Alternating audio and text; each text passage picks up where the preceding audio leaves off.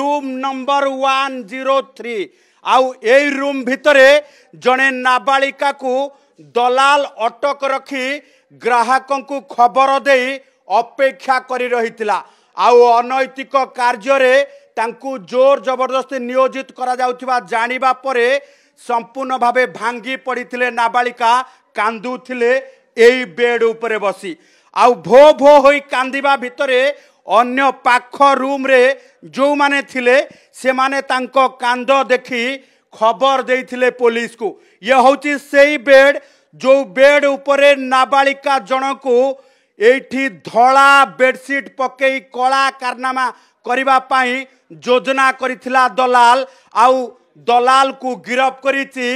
Commissionerate police. कारण होची राजधानी रे एई भली भाबे किछि छतु फुटिला पड़ी ओयो होटेल खोलिछि एवं लॉज खोलिछि जो लॉज रे नाबालिका मानकु आनी एठी वर्तमान जदि देखिबा जे एठी किभली भाबे अनैतिक कार्य चलीथिला ताकू नै पुलिस एबे छानबीन आरंभ करछि। कारण आपणकर मने थिबो जे लक्ष्मी सागर थाना अंचल जड़े झारखंडी नाबालिका को उद्धार करा जाइथिला एवं ता परवर्ती समय ये देखुथिबे पुणी थरे प्रत्येक रूम को जांच करा जाउची। पुलिस पक्षरु वर्तमान रूम को जांच करा जिबा सहित से नाबालिकांकर उपस्थिति किभली भाबे रहितिला